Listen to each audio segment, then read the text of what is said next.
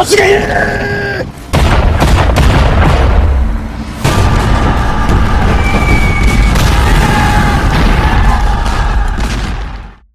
hello everybody. Welcome back to the Pacific War Channel. I'm joined here by historian and author Jack Bowsher. How are you? I'm amazing. Thank you very much, Craig. Thanks for having me on. Not a problem. And of course, you've got a book coming out this June, Thunder Run Meiktila, 1945. And Yes. I guess in some ways, is this an expansion onto your previous book, which great title, by the way, Forgotten Armor, Tank Warfare in Burma? Yeah, I couldn't miss the opportunity writing about the Burma campaign, the Forgotten Army, Forgotten Armor thing. Of Slim, yeah. Yes, yeah. It's an amazing. Yeah, it really was born out of the inspiration from the first book, which is all just very specifically about tank warfare in that campaign. In the Burma campaign, it's not just jungle and infantry slogging through that sort of thing. And I knew about the Reconquest campaign. I've studied this campaign and so on. But it was just when I really got into looking at that chapter in particular, it was my favorite chapter to write. And I was like, there's a much bigger story here because there's so many moving parts that you just don't get the opportunity to do when it's a single chapter. So I was like, that's got to be the next one. And the other interesting thing is that the title for the second book, Thunder Run, is inspired by it's inspired by a couple of different things. When I was doing my master's, where I first got into the tank warfare and Burma thing, we were studying the Thunder Run to Baghdad in 2003, but we also it was at the same time that Putin invaded Russia, and he did the invasion south from Belarus, the drive to try and capture Kyiv in 3 days, that failed miserably. And it was kind of like we started talking about in our little master's group on the comparisons between what happened in 2003 in Iraq and what was going wrong in 2022 in Ukraine. And I was about to start the dissertation about tank warfare, and all those three things happened at the same time. And that's where it all came from, and a fantastic time I've had writing it because it's such a great story. Yeah, of course.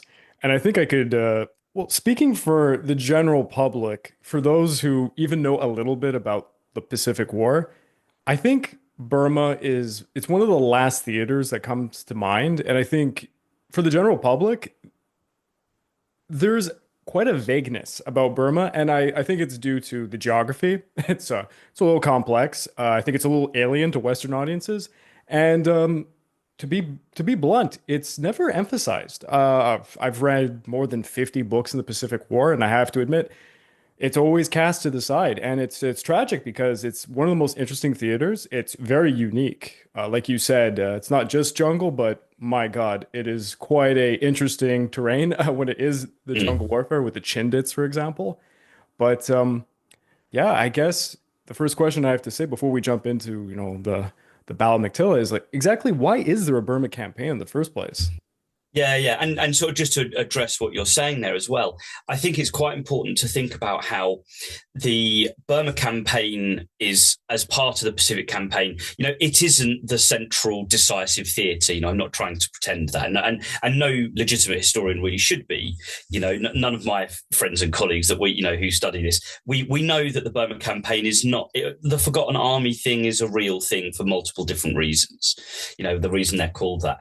They are called that because it is not an existential threat to the British Isles from the British point of view, and the Pacific War, the Pacific campaign, or the Philippines campaign, obviously, the rivalry between the Navy and the Army and MacArthur and so on. That is the central drive to Japan. This is not about pretending that.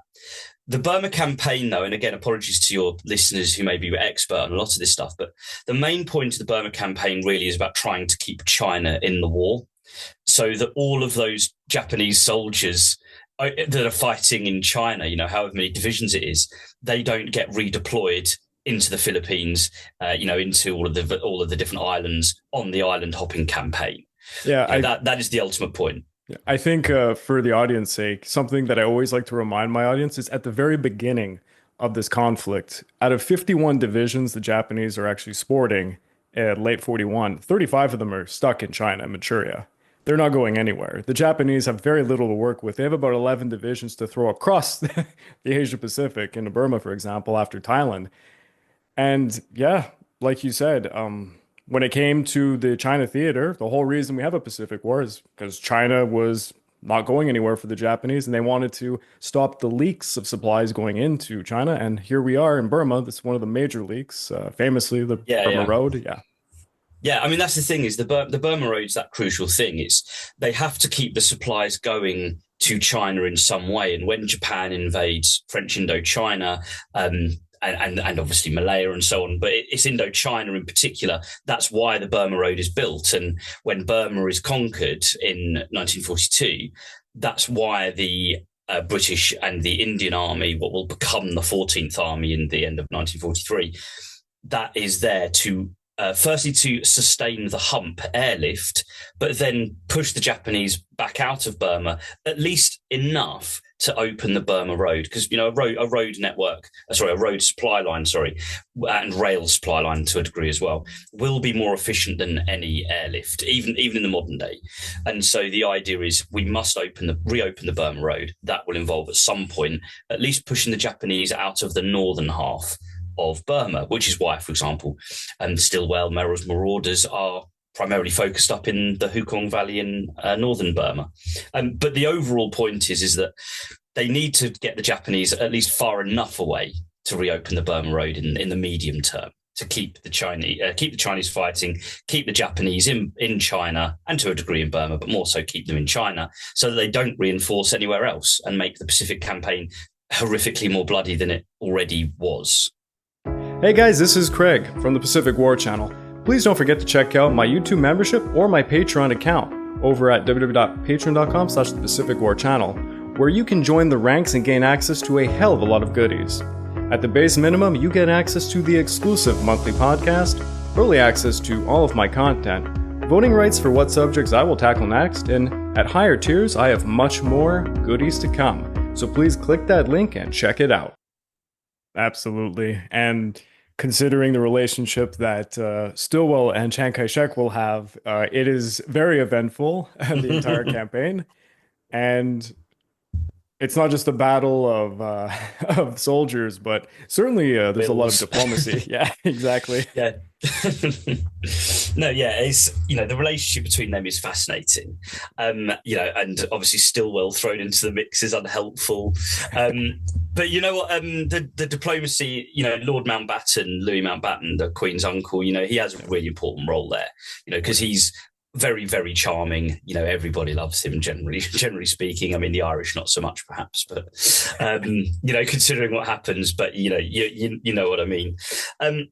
I think the other thing as well that we just have to consider is that there is the wounded pride a little bit of the British. The loss of Malaya and Singapore. Singapore is a far more serious thing than Dunkirk in a lot of ways.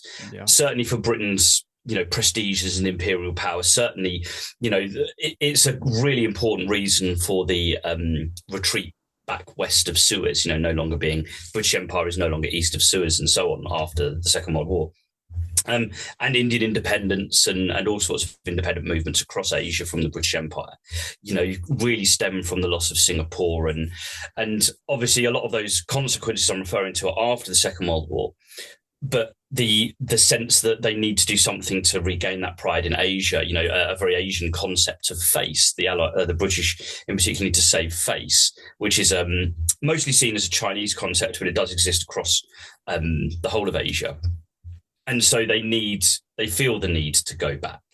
Now, the interesting thing is that in London in particular, they would like it to be an amphibious operation. One of the reasons Mountbatten ends up there is because, he's been formerly in charge of the commando. Very famously, he's another people he's not popular with will be the Canadians because he's blamed for the disaster at Dieppe as well. Not completely innocent of it, but I also think some criticism is a bit unfair. But a classic revisionist view. It's not completely his fault, but also he does bear some responsibility as well. Yeah. And like so many people, he's kicked over to Asia because that happens to other commanders as well. It's famous. Yeah. Most commanders in the North African campaign, if they brushed Churchill wrong, they just get sent to Southeast Asia. Yeah. Yeah, well, the classic example is Frank Messervy, who was in charge of the 7th Armoured division in Gazala, gets captured by the Germans, Yeah. pretends to be an assistant, and eventually escapes. Just legs it basically and steals a lorry with some other soldiers. But he's seen as you messed up there, so he's over in the Far East. But to be honest, then like so many of them, they find their niche fighting the Japanese, and their various skills in other ways then serve them really really well there. Yeah, and it's quite interesting that also have a lot of units that were trained in desert warfare initially, and then they end up in Burma, which is quite different for them. Well, I mean, that's the thing. At the beginning of the war, the Indian Army was being trained for deployment to North Africa. Yeah. That the expanding Indian Army was for that purpose. So the 17th Indian Division, who are sent to Burma during the retreat when the Japanese first invade, they have been completely trained with their not armored, sorry, their mechanized tail, vehicle logistics and so on. And it's completely unsuited, after 1942, once Slim gets control of the army properly by the middle of 1943, by that point, he's completely overhauling the system so that it's either man carried supplies or pack animal. So in particular, mules. That's how they're doing the logistical service, because it's just in the jungles of southern and also northern Burma and the border with India, the frontier region between India and Burma. It's just geographically completely unsuited to vehicle logistics. And so they get rid of it.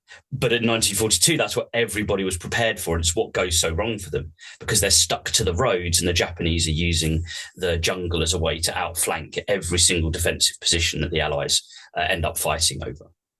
Yes, and of course, in the early phase of the Pacific War, so 6 months in, the overwhelming success of the Japanese Imperial Army, especially in Southeast Asia, it builds this kind of image of the superhuman Japanese jungle night fighter. And this actually instilled some fear into, the British, the American forces in the Philippines and such, that they were going from very racist beliefs prior to this, mind you, where they thought the Japanese couldn't do things like fly at night, they would be prone to seasickness, have issues with their brains in such a way that didn't All those things. all those things. But now they believe that the Japanese are superhumans and they can do all these things and that they are proficient at night fighting and jungle warfare, which the jungle warfare, I would argue, not so much. Night fighting, yes, they trained specifically for that.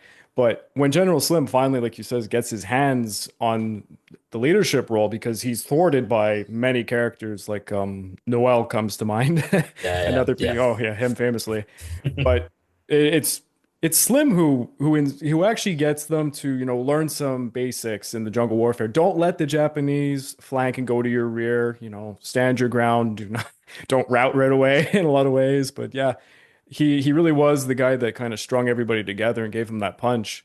But for the Burma campaign, I guess for my audience who might not know anything about it, more or less, there's basically four phases of it. As you've alluded to, the beginning is the Japanese completely running them right out of Burma, right to India, taking Rangoon, everywhere that was a significant city.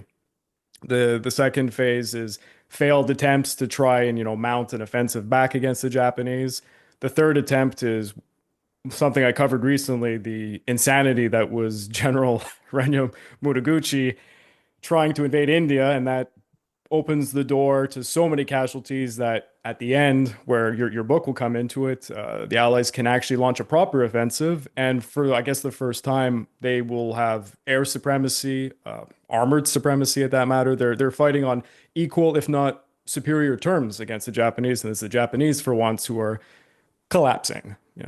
Yeah. I mean, so one of the big things about that is that when Mutaguchi, you covered this anyway, but when Mutaguchi invades India, one of the things that Slim is doing is choosing specifically to give up ground to fight on territory of his own advantage. So at the Imphal Plain, he can use lines of internal communication to rush things like the 3rd Carabiniers, the main tank regiment that fights at Imphal, to all different sort of sort of points of the compass, depending where the biggest Japanese threat is, and other reinforcements and so on. And his use of air power to resupply.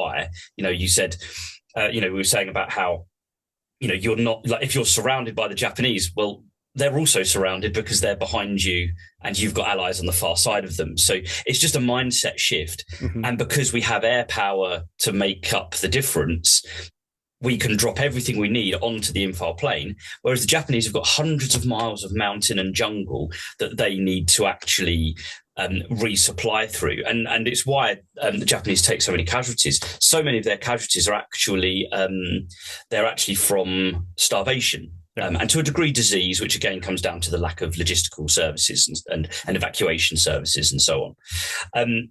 And that's what creates this sort of opportunity that Thunder Run comes into. So like I begin Thunder Run really with the end of Imphal, because that story's been told lots and lots of times in books and so on. And I want to tell something new.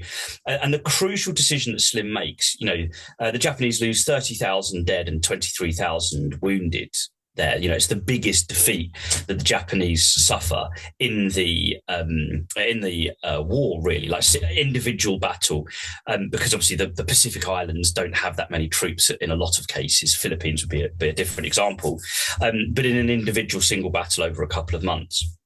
And so what happens is instead of Slim seeing out the monsoon, which starts during the battle towards the sort of the middle of the battle, so half of the battle is fought in these horrific monsoons, which, they get something like, I think I've read somewhere it's something like 600 millimeters, something like that. I might be getting my stats wrong now. I can't think of it. It's a crazy, crazy number how much they get per day in the monsoon, per day. And all of the problems that has, the fact that it's mountainous terrain and jungle at the same time, the rivers and the mountains that run sort of against the direction you want to travel, the fact that makes you easy to canalize down different routes that the Japanese can fight withdrawals down. But Slim takes the opportunity that, he knows how many the Japanese have lost. Not in a literal sense, but, they've seen the bodies, they've seen the actions, it's been reported to him. And so his decision is, once the Japanese are clearly retreating, instead of seeing out the monsoon, rebuild his army and so on, because his army has got bigger, because the Indian army has continued to expand, it's 2.5 million men, all volunteers by 1945, although obviously some of them were in Europe, in Italy at that point. He is able to continue the battle through the monsoon and still wrest some of the divisions from, so the 17th Indian Division, who I mentioned earlier, they fight at Imphal, but they are rested whilst another of the divisions, the 5th Indian Division, who had fought in a couple of battles already in 1944, they continue fighting whilst other units are resting, and they push the Japanese back to the border with Burma because they're at their weakest, because of all the casualties and during the monsoon. And it's not just them, sort of one of the forgotten things. And again, my first big chapter, my first main chapter is about the 11th East African Division, who do the same thing. So it's African soldiers with British officers fighting down the Kabul Valley, which is another route out of Imphal to the Burmese border. But it's this amazing thing where, they are trudging through this rain and jungle. It's the cliche of what the war in Burma is at that point.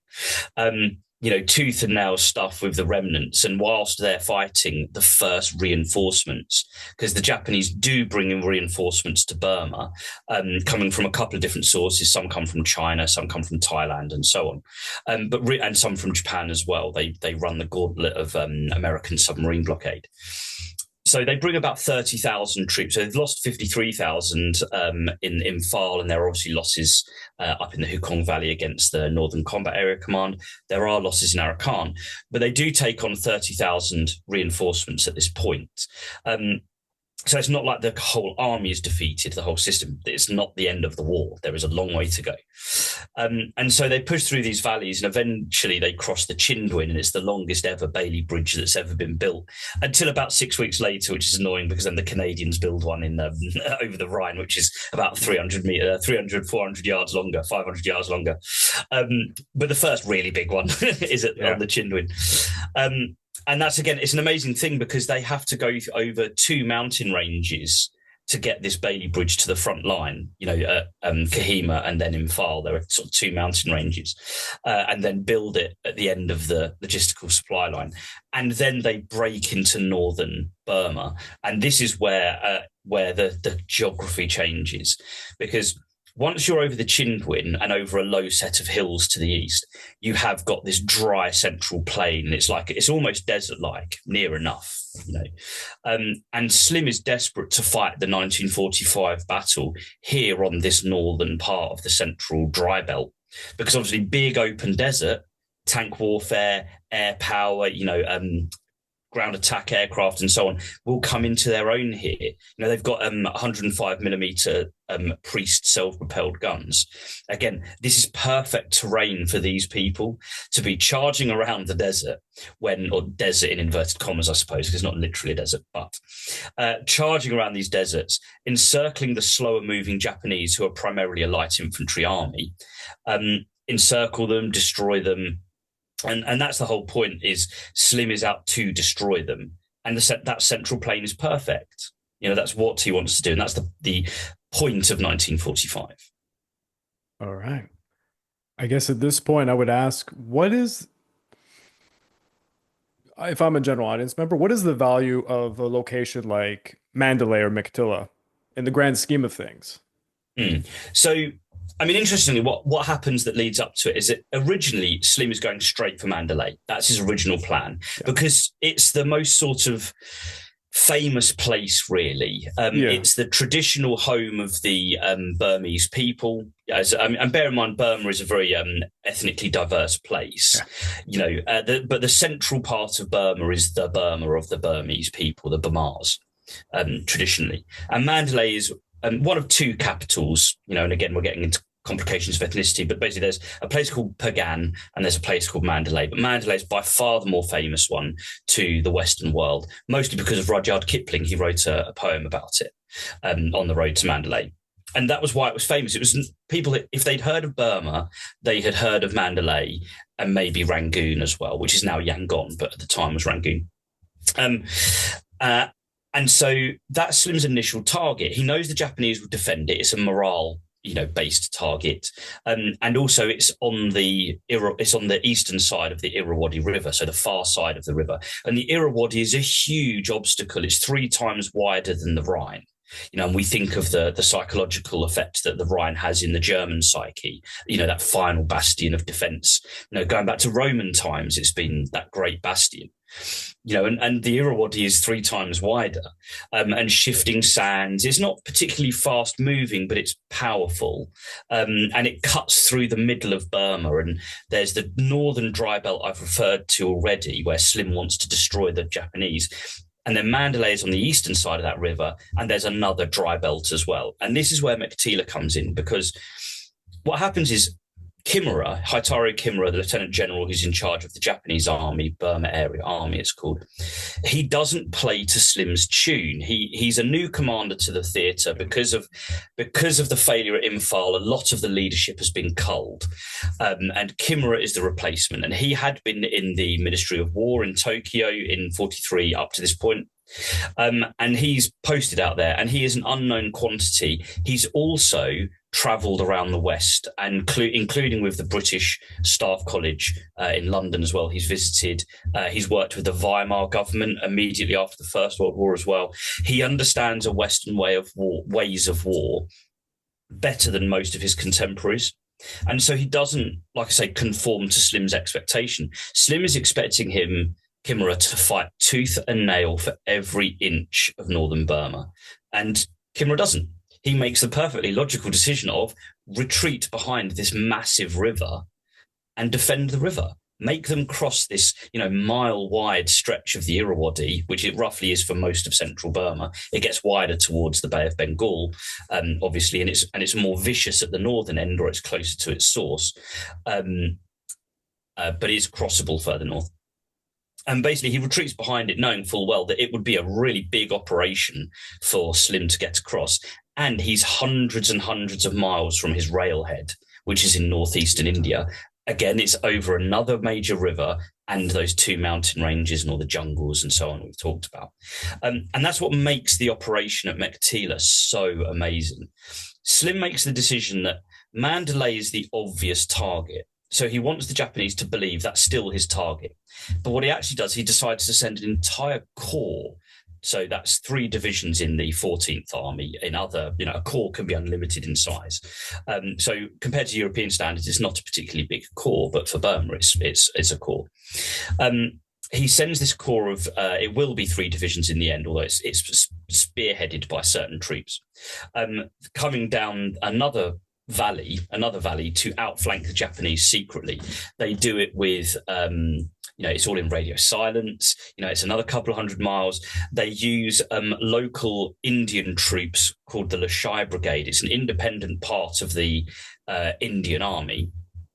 So it's not part of any corps. It belongs to Slim on a personal level as the commander of the entire army. So when the Japanese are fighting them in this valley, it doesn't look like Slim has sent one of his corps this way, because they're not part of any corps. They're independent. And so it helps guard the fiction that this is just a normal part of the thing and that Mandalay is still the target. But what it means is that suddenly, when this brigade of Indian soldiers breaks out of this valley 80 miles south of Mandalay, still on the western side of the Irrawaddy, but they're now 80 miles much further south. And Slim's plan is to cross the Irrawaddy, capture this town of Meiktila, knowing full well that firstly, the Japanese will have sent loads of reinforcements to Mandalay, which is 80 miles to the north. So if he comes across and captures Meiktila, he will trap most of the Japanese army north of him. But the other thing is that Meiktila is in the southern part of the central dry belt, because the dry belt stretches either side of the Irrawaddy River. And he will, what he wants to do is, once the Japanese are drawn into Mandalay, he captures Meiktila. And because Meiktila is this big supply base, so it's where the railway from Rangoon, which is where the port is fed, like where the port, Japanese supplies come in by the port, and also the Thai-Burma Railway, famous in the bridge on the River Kwai, the one that the prisoners were built. Yeah, that comes through Meiktila as well. So basically, all of the Japanese supplies come from Thailand by land or by sea from Rangoon, and and also again, just the roads go through here as well. So all of the supply networks go through here, and there's an airfield, a large air base there as well, or a medium-sized airbase. They capture Meiktila, and the Japanese have to take it back. They can't survive without it.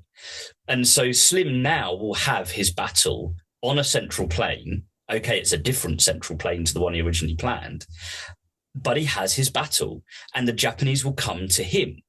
And so he assigns a guy called Cowan, and rather romantically in a way, Cowan is the commander of the 17th Indian Division. Now, again, listeners might remember earlier in this pod, they were the guys that were sent to Burma at the very beginning of the war and were kicked all the way out. They fought tenaciously in the Battle of Imphal, and now they kind of have the honour, as it were, to be the division that takes this masterstroke. And the reason why it's such a masterstroke, and again, this was back to the name Thunder Run, when they cross the Irrawaddy, which is a huge operation, which we probably don't have time to go into too much now, but I do talk about it a lot in the book, is to punch this 17th Indian Division with a brigade of tanks, so about 120 tanks, because it's a weak brigade, it's only 2 regiments. They punch them across the desert from the Irrawaddy River to Meiktila, but they have no intention whatsoever of having a supply line. So this grouping of about 17,000 men, 16,000 men, plus the tanks as well, 3,000 vehicles in total. And the whole thing will be supplied 100% by C-47s, many of them of the United States Army Air Force, and also the RAF and Indian Air Force as well. But a huge number of them Americans. There are a couple of Americans that I follow in the book as well, and some Canadians as well as African and Indian soldiers, and obviously the British soldiers. But Cowan's plan is we do this Thunder Run, which is a term I use. In fairness, he doesn't say that, I say that. He punches through 80 miles behind Japanese lines, and they will be supplied by air for 6 weeks and basically defend themselves when the Japanese counterattack. And between the battle that's going on at Mandalay, which is another brilliant story if we had time for it, and Meiktila, 80 miles to the south, the Japanese will be crushed between the two. And Slim uses a metaphor that he actually uses in a couple of different battles. For any of your listeners who have read Defeat into Victory, they might recognize this metaphor. But he says that Mandalay is the hammer and Meiktila is the anvil that he's going to crush the Japanese in between. And Cowan, who is the commander of 17th Indian Division, his plan is basically, well, I've got all these tanks, and the Japanese don't have any, and they don't have very good anti-tank weapons or anti-tank doctrine either. My plan is I will use their armoured mobility and also his superior intelligence. So he's got aerial reconnaissance and he's got men on the ground interviewing locals who are sick of the Japanese themselves by now. And armoured car patrols to find the Japanese as they form up and then strike them with, a couple of squadrons of tanks here, a couple of squadrons of tanks here on these big armoured sweeps in multiple directions, all at the same time, as many as 6 different sweeps a day going out in multiple different directions and destroy the Japanese before they can really get organised, basically. It's a fantastic, amazing battle. To make matters worse, like you've alluded to, the Japanese don't just not have any anti-tank weapons, if at all. They're relying almost entirely on their artillery, which would have to be brought to the forward point, which is unusual. You don't want to do this. So it means that their potential for protecting their infantry when they're trying to move over distances is completely hampered because they're so afraid of the tanks. And if I'm not mistaken, I do believe the infamous lunge mines come into this point of the war. Yeah. Which young audience members who play video games will be familiar with. It's kind of a bit of a meme now, the famous Japanese lunch mine. But it's desperate for the Japanese, and they're... Yeah, I mean, do you know, there's the suicide tactics by Japanese are really extreme here. So, in Forgotten Armor, I talk about near Mandalay, there is an instance where a Japanese artillery officer climbs the back of an M3 medium lead tank. And he kills the commander of the tank with his samurai sword. He then climbs inside the turret of the tank, kills the gunner of the 37mm in the turret, and then has a hand-to-hand fight with the loader of the gun, a guy called Trooper Vernon Jenkins. He actually manages to finally kill the Japanese soldier, but they fight hand-to-hand inside a Lee tank's turrets, not even the whole thing, just the turret. And honestly, the mind boggles. He gets given a military medal, which is one of the sort of the bravery medals in the British Army, because he's in a British tank unit fighting in Burma. But after the war, he gets to keep he keeps the sword. And it's now in Edinburgh Castle. So if anyone goes to Edinburgh Castle, to the Scots Dragoon Guards Museum, you can actually find that and a silk one of those silk flags that the guys used to get their family members to write messages on, that was off the same guy's body. They're both in the museum there, the regimental museum. If anyone's in Edinburgh, I recommend that. But it's an amazing story. And also things like, I've got in Thunder Run, I talk about the time where, they literally charge I say rugby, but, if you think about like an American footballer charging through the line, literally just a Japanese guy jumps out from a bush, charges like an American football player through some infantry who kind of don't quite clock what's going on, and he dives underneath a tank and blows himself up. Yeah. It's just, you can't, I find it hard to comprehend it. I've studied this for quite a few years now. It shows you just how powerful the sort of the Bushido, the way of the warrior and so on, that was instilled in the brutalization of Japanese soldiers. And what's so fascinating, you talked about the Japanese Superman myth earlier, and also the savagery that goes alongside that. Soldiers see it as savagery in a way. But at the beginning of the war, they're scared of the Japanese for all of this. Yes. But, one of the guys I follow quite closely, Lieutenant Colonel Miles Smeaton, who's the commander of 5th Probin's Horse, who is on the Thunder Run. By the time of this battle, he pities the Japanese. He said something like, their anguished look of determination was something we couldn't comprehend, but we did pity. And it's that journey, that mental, psychological journey that the soldiers have been through, from ultimate fear of the Japanese to feeling sorry for them by the end, because of the resort to suicide tactics against tanks. And the thing is, the suicide bombs are not that powerful, so a lot of the time the Shermans are repairable when they're back in action. It's horrible for the crews and British soldiers and Indian tank drivers and so on die. But it's a wasting asset at the end of the day, and it's just for the Japanese losing their infantry like this, and it's not doing enough damage to justify it, to be honest. But their artillery isn't good enough. Their anti-tank artillery is not good enough.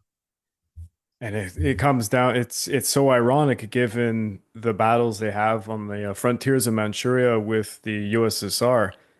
The Kwangtung Army highlighted the issues that they faced, and anti-tank Yeah, warfare was one of them.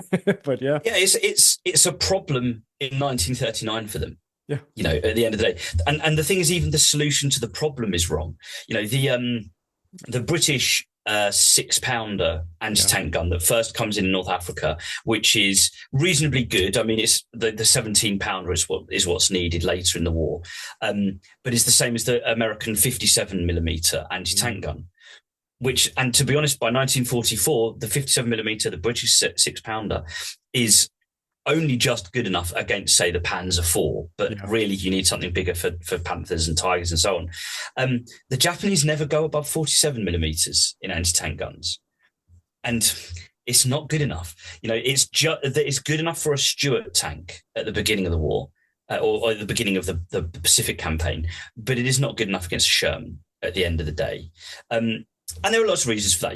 The American bombing campaign, the submarine blockade that stops both raw materials coming in, but also finished products leaving to supply places. All those famous pictures of Japanese tanks that are now diving spots on sunken ships in Pacific archipelagos. That's the point of doing all this, is that so that they're not at the front line. So that they don't have an impact. It sucks to be you if you're facing a Japanese tank and you don't have an anti-tank weapon yourself, but there aren't many of them in comparison to how many the British and Indian Army are bringing to the battle. no, only very rare occurrences in some Pacific islands, very rare, and of course in the China theater. In the China theater, the Japanese tank does reign supreme because it doesn't really have competition, and it does adequately against the more lightly armed Chinese, who resort to suicide tactics similar to what the Japanese use. So there's a dichotomy between the Chinese and Japanese with the suicide squads. It's horrifying.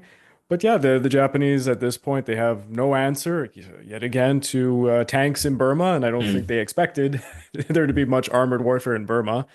So don't blame them for that. But yeah, I mean, it's like you saying that is that I talk about this in the Forgotten Armor. One of the reasons why tanks are so decisive at places like Imphal and at Kohima at the Battle of the Tennis Court is because the British put supreme efforts into putting tanks, using things like the Royal Engineers, the Indian Engineers. They put a huge amount of effort to get tanks there because they know it's an advantage that the Japanese can do nothing about. The thing that I talk about in Forgotten Armor is the Battle of the Tennis Court is 16 days of horrific siege by the Royal West Kents, the Assam Rifles, and so on. I'm from Kent in the southeast of England, the bit that's closest to France, the bottom right-hand corner. And so one of my reasons I'm interested in the Burma campaign is because I'm from West Kent, and it was the Royal West Kents who fought at Kohima. Theoretically, if I was drafted or if I'd volunteered and I ended up in the 4th Battalion of the Royal West Kents, I'd have been at Kohima. That would have been my story, if I was there. And that's always been my sort of link to it, and the war memorial in the place that I grew up had soldiers who were killed at Kohima and so on. And so that's kind of like my origin story to the Burma campaign. But what happens is they hold the tennis court for 16 days. Then there's another 23 days when they're relieved and the 2nd British Division then take over, famously the 2nd Dorsets. So Dorset is on the south coast of England near the Isle of Wight, just west of the Isle of Wight. The Dorsets push the Japanese or fight the Japanese for 23 days. Over 100 Dorsets die in those 23 days. The Royal West Kents lose dozens and dozens as well. And it's 39 days in total. When they bring the tank up on the 13th of May, by a hero of mine, Jerry Waterhouse is the tank commander, they get his tank on there. In 80 minutes, 39 days in 80 minutes. That one tank is the only difference, and that's how they clear the tennis court. Him methodically just destroying Japanese bunkers one by one with the 75mm gun on his Grant tank. He's an M3 medium Grant. And it's not just that it's over in 80 minutes. They lose one guy dead in the whole operation from the doors. The infantry that support, the infantry lose one guy. And that's the difference a tank makes. 39 days, over 100 dead, hundreds more wounded, hundreds of dead Japanese, 80 minutes, one tank, one dead. Yeah, amazing. of course. And then, of course, in the island hopping warfare, it's the fire tank over everything that makes it turns out to be the most efficient killer, if not just putting gasoline in cave openings and then letting it on fire, basically, is what most of the battles end up being. But and that does happen, and that happens in Burma as well. They have to resort to the same thing where the Japanese burrow into some of the hills, like Mandalay Hill is a good example of that. It shows you the extremes that you have to go to because the Japanese don't surrender particularly. Yeah, actually, a lot of the tactics the Japanese use for using the terrain and digging into things, the Viet Cong will famously use a lot of these tactics later in the Vietnam Wars. It's very similar. Yeah, there's even a fascinating moment as well in I don't know if you're aware of it, but in 1946, the British and French actually rearm Japanese prisoners. Yeah. Yes, I know. As well. Yeah, like real minder messes with your mind thinking of that. Yeah, all the independence movements you see in Southeast Asia, they're very complicated because you could argue they were fomented by the Japanese, sometimes against the Japanese because of how brutal they were to the people there, but they get aimed at who are the former allies during World War II. So a lot of Japanese commanders find themselves in unique positions in Southeast Asia where their expertise is used by different groups. Yeah. Yeah, absolutely.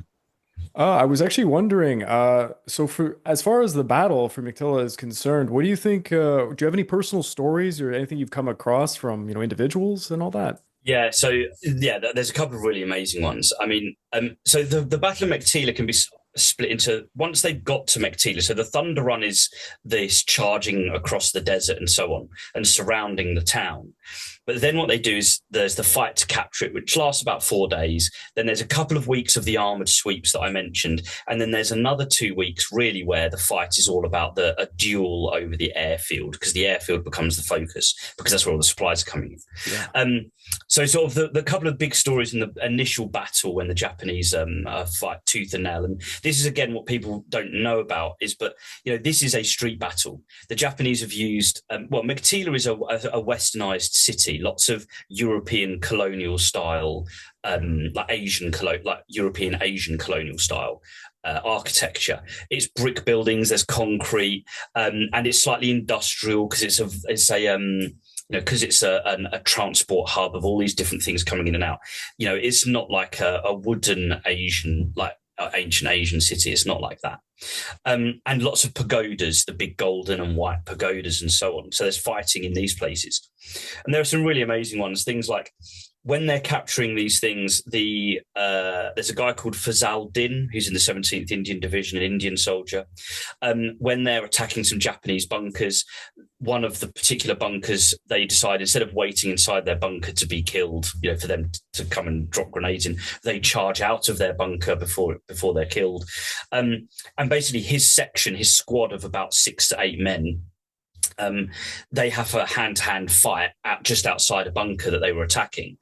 And Fazal Din ends up with the Japanese officer stabbing him, and the report says that the tip of the sword came out of his back, so all the way through. He manages to wrestle the Japanese officer off him, remove the sword, and kill the Japanese officer himself, and then rescues a colleague before then reporting back as a wounded soldier, 5 minutes later. And he does die later that afternoon or the next morning. And he's awarded the Victoria Cross, so that, the British version of the Medal of Honor. And the next day, a guy called William Weston, who's a 21-year-old second lieutenant in the West Yorkshires, so from West Yorkshire in the north of England, they've just finished mopping up, or they think they've finished mopping up an area of bunkers. And interestingly, some Japanese soldiers had tried to swim across a lake. There was a lake in this particular part. And they'd had a bit of a turkey shoot at the guys swimming, and literally like tanks lining up and just machine gunning them as they're going. So, it's a really vicious battle in general. But as this is happening, one of the bunkers they thought was empty, that these guys who were swimming away had come from, had actually just remained quiet. And they start machine gunning the guys from about 50 yards in the back, so pretty much point blank range. And he runs to one of the tanks, who starts to put a bit of machine gun fire down. And he then, with a couple of other guys, heads for the Japanese bunker. And just as he reaches it, he's hit by the machine gun or a rifle or whatever, and he collapses sort of near the door. And he's 21 years old. There was a thing in this country, in Britain, earlier this week, where one of the politicians said, the kids today wouldn't be able, kids today wouldn't be able to, do this sort of thing. And the thing is, it's complete nonsense, because people were saying that back in the 1930s about the guys that then did it in the Second World War. They weren't as good as their dads in the First World War, all this stuff. He's 21, he's wounded, and he's fallen, collapsed at the side of this bunker. He takes a grenade from his belt and just rolls into the Japanese bunker and blows it up. And his colleagues, throw a couple of phosphorus grenades in there and drag him out by his feet, and he's already dead, obviously. But he gets a Victoria Cross as well. So real, pretty grim stuff, but, stirring in another way, like that sacrifice for someone so young as well. And also that thing about how young lieutenants, sorry. Just how young they are. There are a couple of other great ones. I mean, Miles Smeaton, I've mentioned, he's charging about on his tank.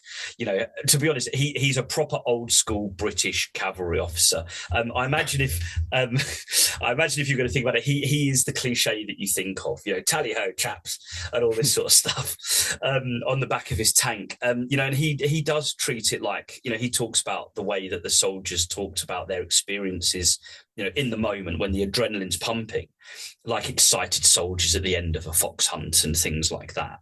But it's not just them as well. There's another guy, a medical orderly, who, this is during the phase where the battle over the airfield really intensifies, because each morning the Japanese basically realise that the airfield is the central part of the British plan here.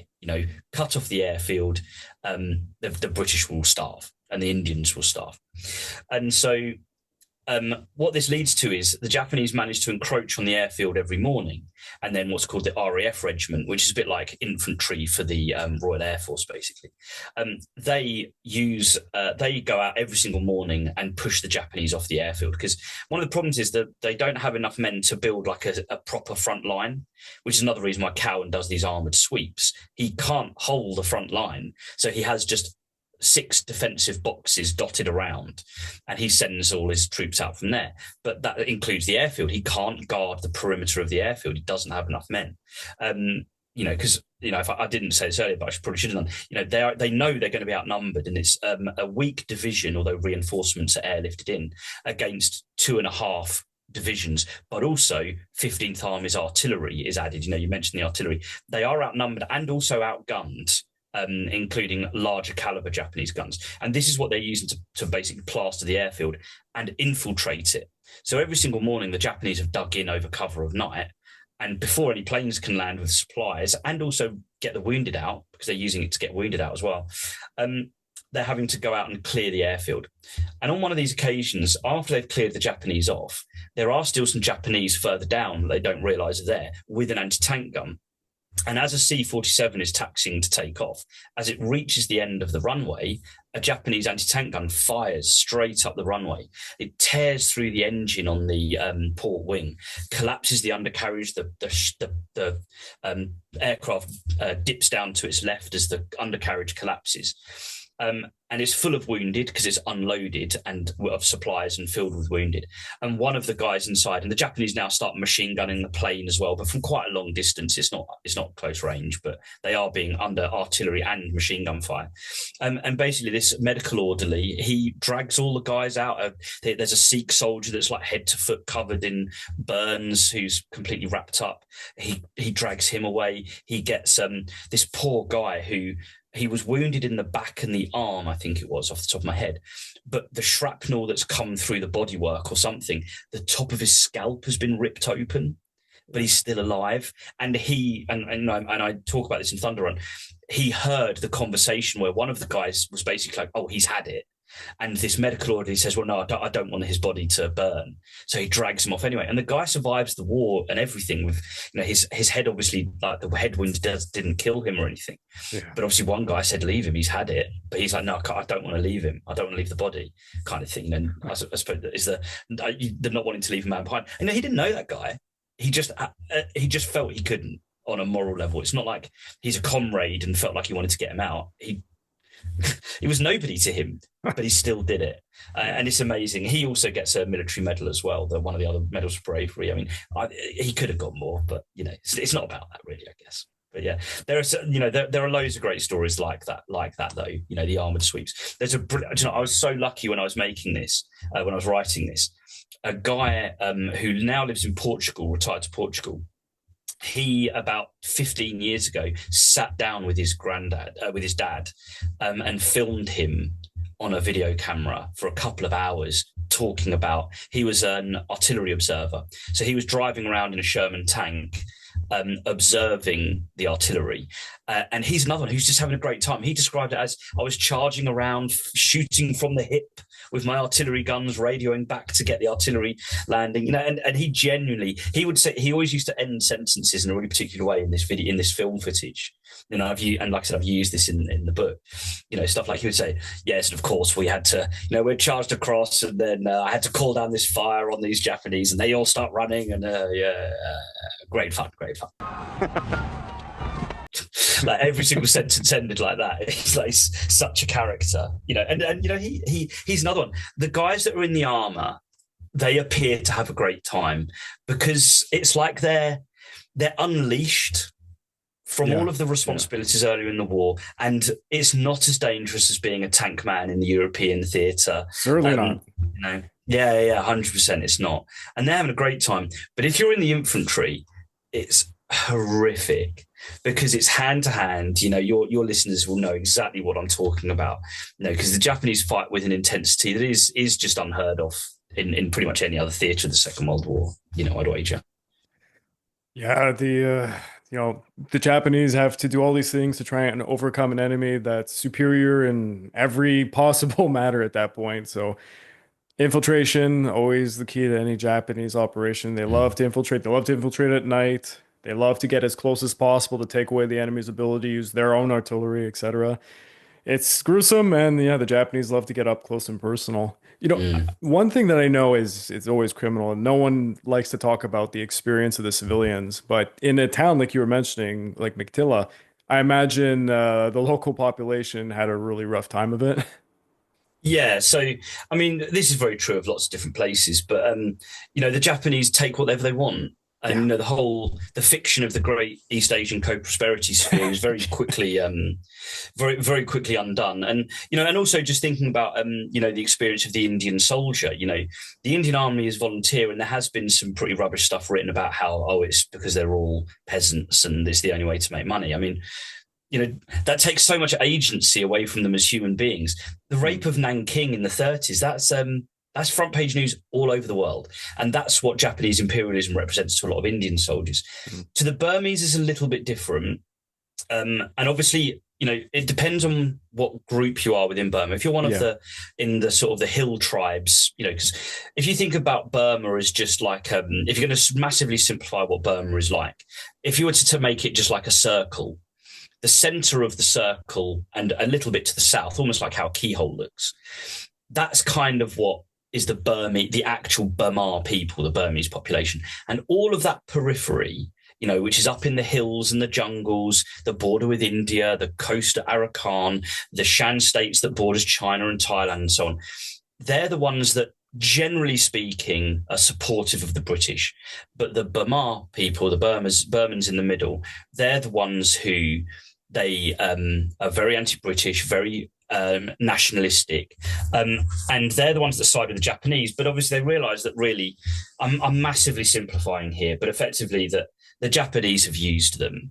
And so Aung San, the person who leads the Burmese nationalist thing, to the British, he betrays them at the beginning of the war, but then he betrays the Japanese back. Yeah. But he's an opportunist and he wants to go the way the wind is blowing. Like, his objective is to make Burma an independent nation, not to be on either anyone else's side. He's on his own side. And fair play to him. He's successful at it in the long term, although he's assassinated just after the war. And his daughter also then goes into politics in Burma as well, which has not gone has also not gone very well for her either, particularly.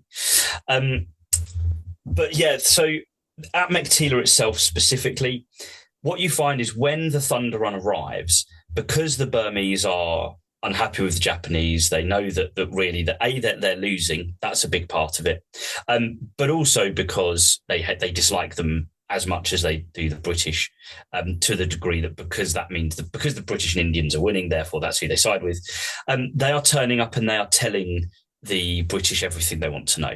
So the British have loads of human intelligence because the Burmese people basically are coming over to this. Most of them left the Meiktila town when it was bombed by the Allies in sort of 1943-44. So they're still living in the villages around Meiktila and they're coming into Meiktila. They're effectively commuting to their jobs, working for the Japanese, often their old jobs.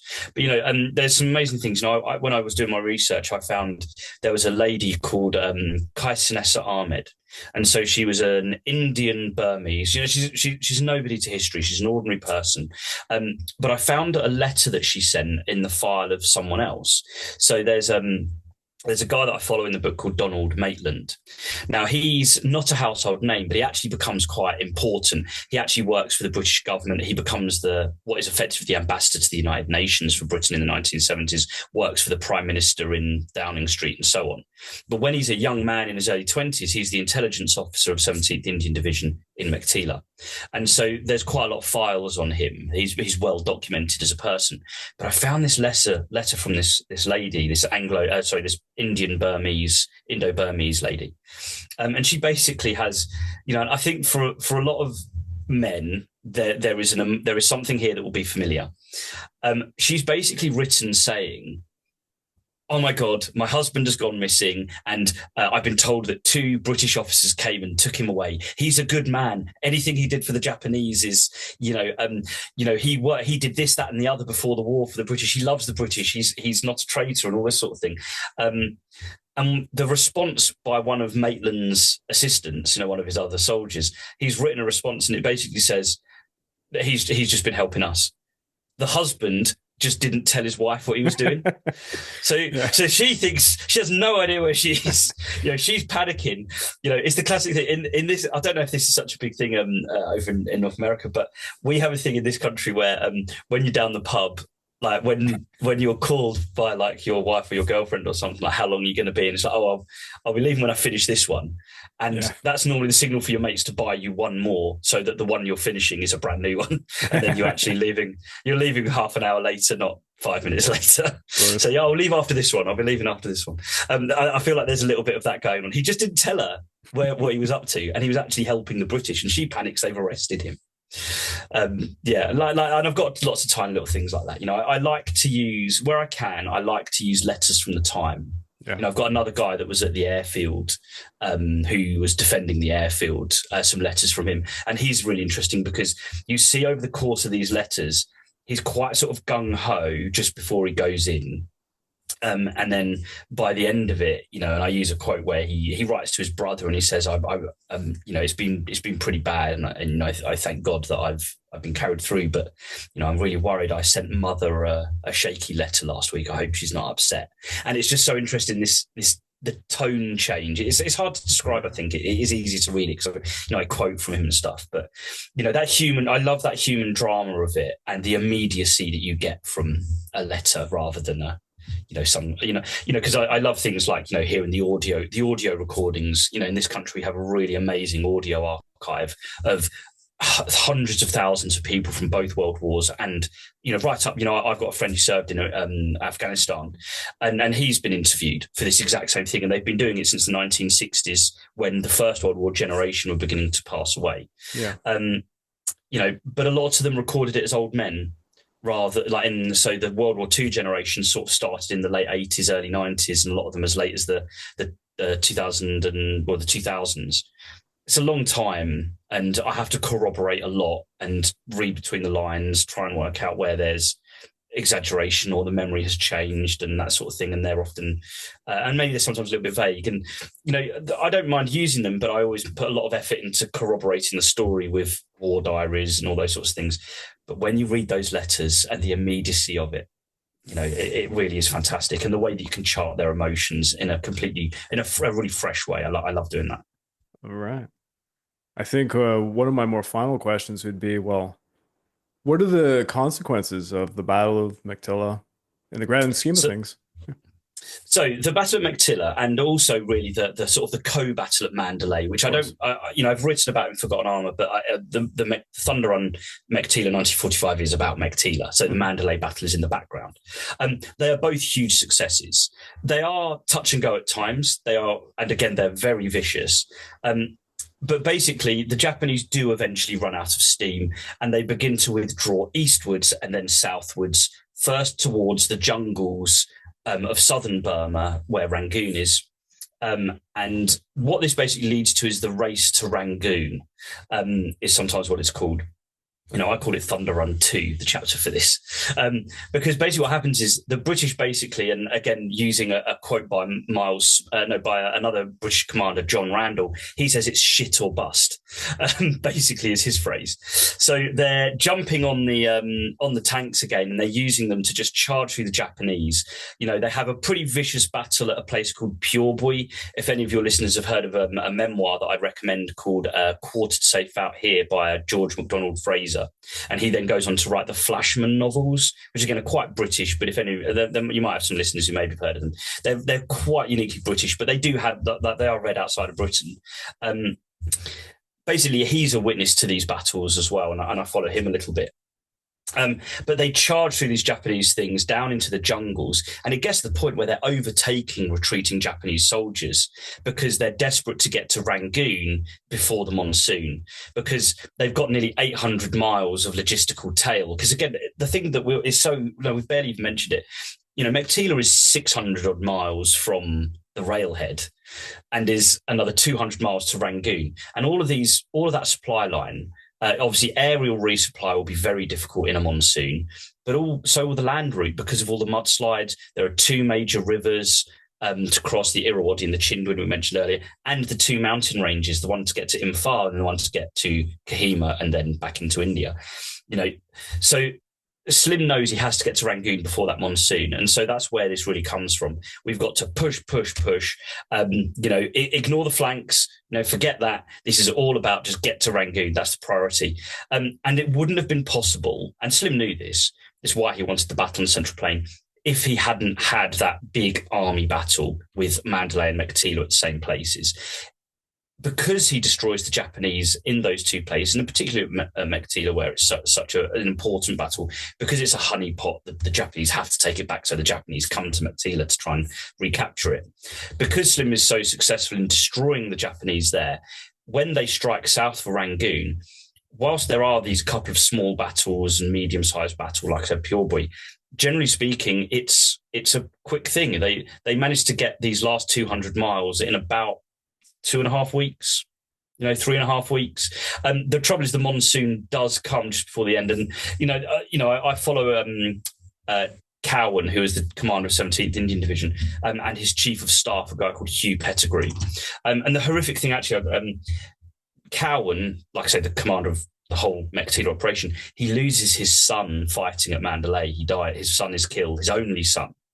Is killed during the battle, and he just has to get on with it. He's lost his son, has to get on with it, and I sort of follow that story to a degree through this chief of staff who was there the whole time, and he talks about the fact that with everything that's happened to Cowan, because he was there in 1942 at the retreat, the lowest ebb, the moment that the phoenix or the bird turned to ashes, and by 1945 that's a phoenix now. he doesn't get to Rangoon first, and it really hurts him. And other people wrote about how they'd been there since 1942. They'd been through the darkest days. And when they're 50 miles away, the monsoon hits. And so an amphibious operation called Operation Dracula actually then captures Rangoon. There's another amazing story there. A British pilot in a Mosquito flies over Rangoon, and they realise the Japanese are gone because the British, Australian, Dutch, even prisoners in the Rangoon jail have gone out on the roof of the jail, which is one of those old Victorian ones that stick out in stars. They've written on the roof, they've painted Japs gone, extract digit. Now, extract digit means like a finger digit. Extract it from your ass because the Japs are gone. And they're basically saying, get your asses in gear, get down here because the Japs are gone. Because they're all starving. 40% of them died in that prison. Your listeners, I'm sure, will know all about the plight of Far East POWs and so on. The guys on the Bataan Death March and so on. These are the survivors of that. 40% of them have died, and it's the 60% who have done this. And he basically lands his Mosquito and just walks into Rangoon, and it's the Japanese are gone. And so they reload the amphibious invasion. They get back on the boats and they take them into the port and they capture it. Now, none of this would have been possible if you hadn't had the Meiktila battle, because the Japanese are defeated there, and all of this then becomes a walkover. What should be, like the equivalent, like they were worrying it would be the equivalent of something like the Battle of Berlin or the Hurtgen Forest or something like that, because of how important Rangoon was, especially with the way that the Japanese fight. And because they defeated them on the central plain where the Allied advantages were, in particular tanks, but also in air power and artillery, they're able to just finish the job in Burma very, very quickly. And of course, the Burma Road has now been open for 6 months as well. So the supplies will continue to pour across there. And the Allies are planning for 1946 now, not knowing, because no one in Burma knows about the atomic bomb, obviously. Truman didn't know. So of course, Slim doesn't know. They're all planning to take Malaya. Cowan was going to command the Commonwealth Corps for the Japanese invasion. So he would have been in charge of all of the British, Indian, Australian soldiers that would have taken part in the invasion of Japan if it had gone ahead. He was already being groomed for that command immediately after Meiktila and the Rangoon battle. Of course.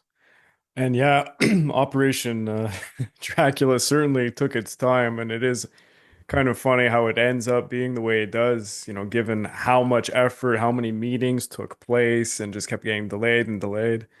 Well, that's because of D-Day, really, and all that. They just don't have the resources to send the Far East. But from the moment that the British have lost Burma, the London in particular are desperate to just do amphibious assaults, and they just don't. They just can't send the equipment, which is why Slim comes into his own. It's why Slim's so important, because he manages to do it without, basically to win the war in Burma without doing what everyone else thought was the only way to do it.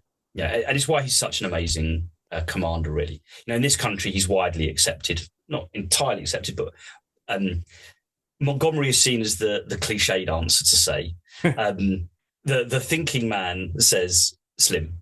And I love Montgomery, don't get me wrong, but he has a lot of advantages that Slim doesn't. And Slim has to improvise a lot more. To be honest, and it's just a nicer guy. the tables have turned on Montgomery. It seems I keep seeing, if you go on Twitter today, he's just being attacked maliciously by American historians, mostly, mind you. But I mean, he has a better reputation here, but but he's not seen as perfect, whereas Slim is essentially seen as near enough perfect. Second World War. It is rare to find anyone who says anything bad about Slim or about Gurkhas in books, except for Wingate. Wingate was one of the few people who seemed to not like his Gurkha soldiers. I think the problem with Wingate is that he kind of just wants everything his own way. And anyone that gets in the way of that therefore becomes an enemy. So, and also just a basic. I mean, it's interesting actually, sort of when you think about sort of racist attitudes of the mid 20th century, is that actually he's perfectly supportive of, say, African soldiers.